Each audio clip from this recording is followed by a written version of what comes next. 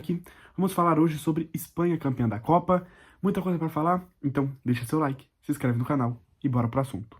Bom, antes de tudo, vou começar falando do jogo e depois eu comento sobre a seleção da Espanha.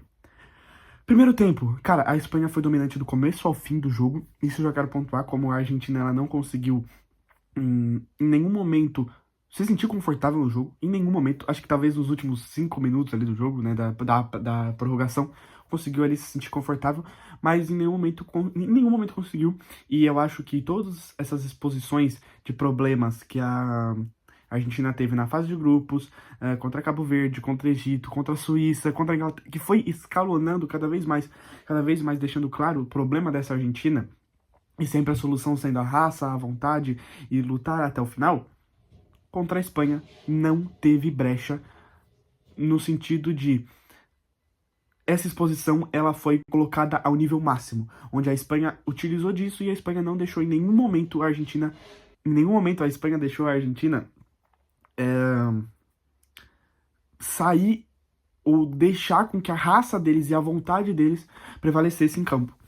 A Espanha, ela fez isso em todos os jogos da Copa, não deixou a seleção adversária jogar. A seleção da Espanha ela não deixou o adversário jogar, o adversário chutar, o adversário ter XG no jogo. O XG é o gols esperados da seleção adversária. Uma média de, no total, a Espanha teve 2 de XG sofrido na Copa, e isso normalmente uma seleção faz por jogo. A Espanha sofreu na Copa inteira.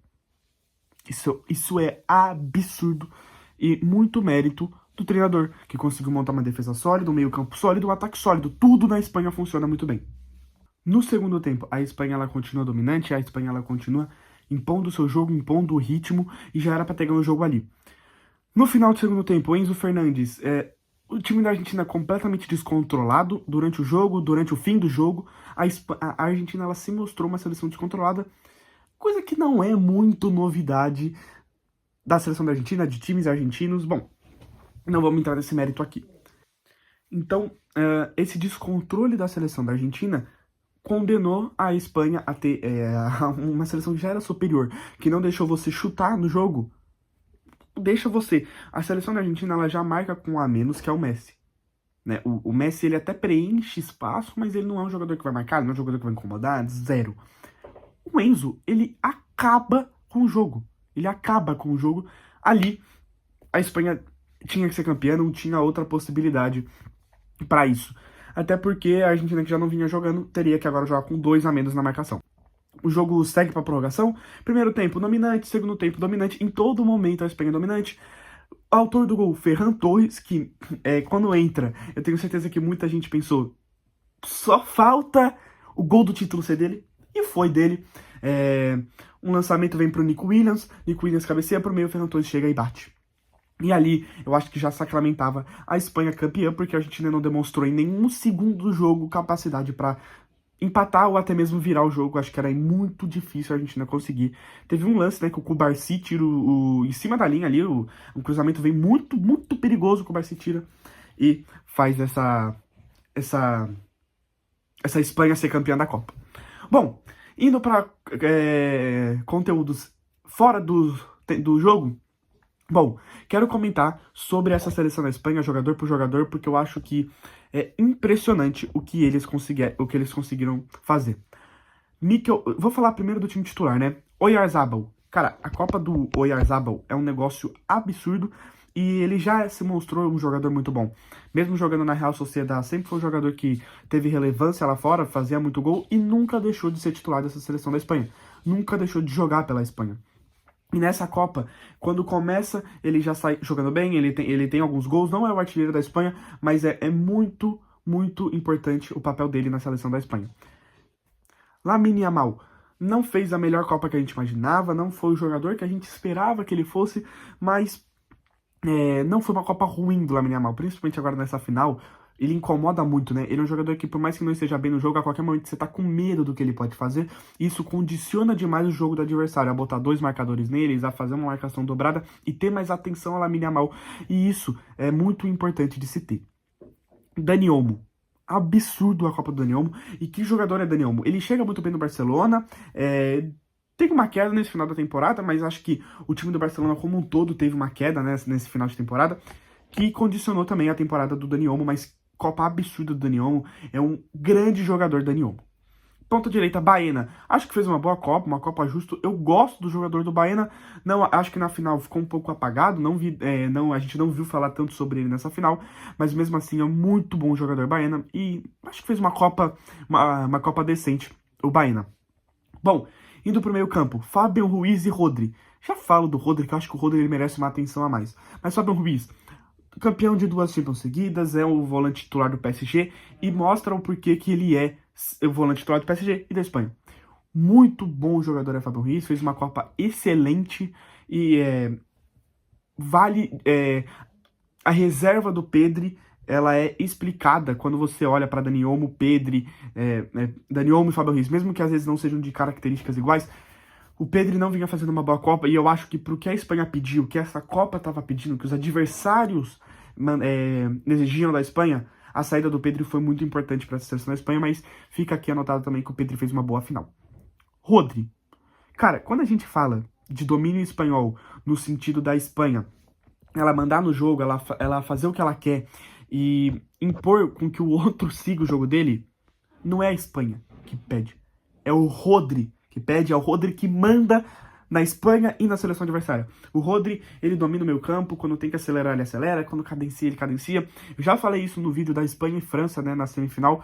Cara, o Rodri é um absurdo e o Rodri, ele merece todos os elogios e pra mim, fica merecido esse melhor da Copa. Eu sei que tudo que o Messi representa, tudo que o Messi fez com 39 anos de idade, só que a final dele é apagada e eu acho que quem é campeão sobressai. O Messi ganhou a bola de ouro em 2022 por conta disso. Rodri merece muito esse melhor da Copa. Bom, indo agora para a zaga da Espanha, que eu acho que foi um ponto muito, muito importante e forte da Espanha nessa campanha, sofreu só um gol, já falamos sobre isso. Bom, Cucurella, absurdo, foi de jogador odiado por jogador amado, mas o jogador Cucurella ele é muito importante porque ele marca bem e ele ataca bem. E ele não deixa espaço, ele não deixa brecha, ele vai te incomodar, ele vai te pressionar. Então ele leva o jogador adversário ao limite, né, no estresse. Ele é um jogador que ele vai ficar ali atrapalhando, então é muito bom. Dupla de zaga, Laporte e Cubarsí. Excepcional. Cubarsí ganha como revelação da Copa e Laporte não ganha nenhum título individual, mas ainda assim é absurdo a Copa do Laporte. Até e eu acho que pesa isso de ter levado só um gol e passa muito por essa zaga que é muito, muito boa. E não só boa sem a bola no pé. Com a bola no pé eles conseguem sair jogando muito bem, eles saem de pressão, a gente viu bastante seleção levando gol por erro de saída de bola, erro de goleiro.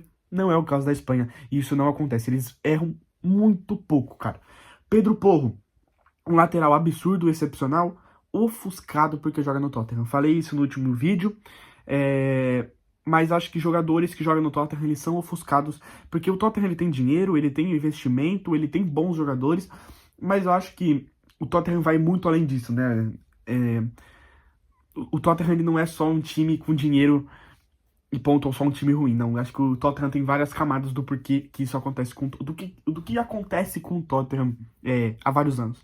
Bom, Pedro Porro, um jogador absurdo, fez uma excelente Copa. É surreal a Copa do Pedro Porro. Foi o melhor lateral direito dessa Copa. Não acho que seja melhor que o Hakimi, como o Cucurella não acho que seja melhor que o Nuno Mendes. Mas nessa Copa, ambos foram melhores que os dois, pela circunstância de sua seleção também. Então, vale elogios aí a Pedro Porro. O Unai Simon. Eu, de verdade, não daria o prêmio de melhor goleiro da Copa pro Unai Simon. Porque apesar de ele ter levado só um gol, não foi por conta de defesa, não foi por conta de milagres dele. Acho que isso pesa. Eu acho que tem jogadores que mereciam muito mais do que ele, esse prêmio. O Emiliano Martinez, pra mim, foi um goleiraço nessa Copa. Levou muito gol? Levou. Mas quando você vê as defesas que ele fez, os milagres que ele fez, acho que isso conta. O Pickford não fez uma má Copa. O goleiro do Japão não fez uma má Copa. Posso citar vários goleiros aqui. Vozinha, acho que foram talvez melhores que o Unai Simon. Mas não acho um escândalo dar esse prêmio pra ele, até porque o cara só sofreu um gol na Copa, mas não acho que seja por conta dele, entende? Falado sobre o time titular da Espanha, quero partir para assuntos polêmicos aqui. Cara, anulação do primeiro gol da Espanha. Eu entendo o porquê que o juiz anulou, teve um pisão no pé do Otamendi, mas eu não anularia o gol. Não acho que seja nossa, que escândalo anular o gol da Espanha, como não acho que seria um escândalo se validasse o gol. Mas eu validaria o gol, eu não anularia, mas eu entendo a anulação. Não acho que é um escândalo, como muita gente falou, como roubo. Eu não compro esse discurso de que a Argentina foi ajudada na Copa. Acho que teve lances, mas não acho que seja só a Argentina. Bom, quero falar sobre o descontrole emocional dessa Argentina no final do jogo, cara. Má perdedora. Então, isso me surpreendeu até, cara. A atitude do Paredes no final do jogo é uma piada. A atitude do Paredes é uma piada. Ele bate no Gavi, ele enforca. Eu não lembro quem é o jogador, acho que é o Merino. Puta, posso ter falado um absurdo gigante agora, nem ser o Merino, eu acho que não é mesmo. Mas assim, foi vergonhoso. A atitude do Paredes é ridícula. E pra mim, deveria levar uma multa, alguma coisa, porque eu achei completamente descabida a atitude dele. E eu acho que a Argentina, ela perde muito mal, cara. E eu não consegui entender em nenhum momento o porquê desse descontrole da Argentina. Até porque a Espanha não bateu, a Espanha não provocou, a Espanha ela fez o jogo dela e a Argentina jogou mal a Copa inteira e não foi diferente nessa final. Então eu não entendi. A gente sabe que a seleção da Argentina é uma seleção mais esquentada, são jogadores mais bravos, eles vão bater. É uma seleção que joga dessa forma. Não tô aqui pra falar se é certo ou errado. Só que eu acho que esse descontrole pós-jogo é sem sentido algum. Eles já batiam muito o jogo inteiro, eles estavam dando porrada pra caramba na seleção da Espanha, e no final do jogo decidiram bater de novo.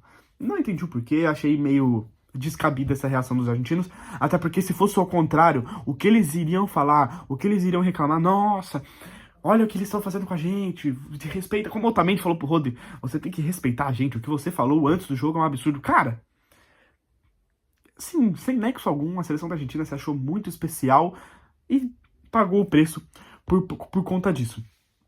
Cara, falando sobre Messi, puta, decepcionante a final da Copa do Messi, o último jogo do cara, a última Copa do cara, a gente esperava que... Não que eu não esperava, não queria que ele fosse campeão, nem que ele fizesse um gol, mas queria que ele fizesse uma boa final e eu acho que a seleção da Argentina como um todo foi horrorosa, né? E o Messi não conseguiu fugir disso, até porque o Messi ele precisa de que o time esteja bem para que ele esteja bem, né?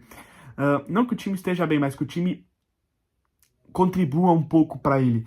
Porque se o time tá apático, ele vai se apagando com o jogo. A gente já viu isso muito no Barcelona, onde momentos que o Barcelona ele tomava 3 gols ali, 2 gols, o time não reagia e ele não conseguia muito reagir. Ele teve essa força de reação contra o Egito, teve contra outras seleções, só que eu acho que a seleção da Argentina como um todo teve esse poder de reação. Contra a Espanha não teve e o Messi não conseguiu entrar nesse jogo do começo ao fim. Ele jogou muito mal. Pra terminar o vídeo aqui, a melhor seleção ganhou, o melhor ataque ganhou, o melhor meio ganhou, o melhor defesa ganhou. A gente pode até falar do ataque da França. Na hora do vamos ver, não chegou. Então, eu acho que a seleção mais completa ganhou. E uma coisa que eu quero pontuar aqui, nesse final do vídeo, que até me assusta um pouco, é que essa, teoricamente, é a pior versão dessa seleção da Espanha. No sentido de, Nico Williams não estava 100%, Lamine Yamal não estava 100%, a gente pode falar de outros jogadores que não estavam 100%, mas a dupla de pontas que foram os pilar para essa Espanha ser campeã da Euro não estava 100%. São jogadores jovens que com o tempo, teoricamente, vão ficando melhores do que são hoje. É uma seleção que ela só tem margem de evolução e não uma margem de cair, como a gente vê a Argentina, como a gente vê o Brasil, como a gente vê outras seleções que estão em decadência. A Espanha ela está em completa ascensão e esse, teoricamente, é o pior momento da seleção da Espanha. Então isso me assusta, mas ao mesmo tempo é muito bonito ver essa seleção jogar, cara. E eu acho que o De La Fuente conseguiu não fazer uma posse de bola inútil. Eu acho que a seleção do Luiz Henrique, que jogou a Copa de 2022, não era a melhor seleção do mundo, né? Tinha jogadores ali... Não tinha o Lamine Yamal ainda, como é hoje. Não tinha Nico Williams, como é hoje. Não tinha Cucurella, não tinha jogadores como são hoje. E eu acho que era uma posse de bola um pouco sem sentido. Então tinha muita posse de bola, mas não sabia o que fazer com essa posse de bola. E o De La Fuente, ele conseguiu fazer isso com exímio, né? A seleção da Espanha, ela sabe o que fazer do minuto 0 ao minuto 90, mais acréscimos, eles sabem o que fazer, eles sabem como comandar o jogo, eles sabem pra onde ele tem que passar, pra onde tem que correr. Não é uma posse de bola sem sentido. Quando a gente até pensa na seleção brasileira, dá uma tristeza. Bom, deixa o seu like, se inscreve no canal, compartilha com quem gosta também. Me desculpa a demora, tô viajando, né? Acho que dá pra perceber, eu tô até num cenário diferente. Vídeos agora vai ter de Brasileirão, Copa do Brasil, Libertadores e Sul-Americana. E assuntos externos também, vamos falar, né? De futebol exterior. Então, compartilha com quem gosta também. Até a próxima.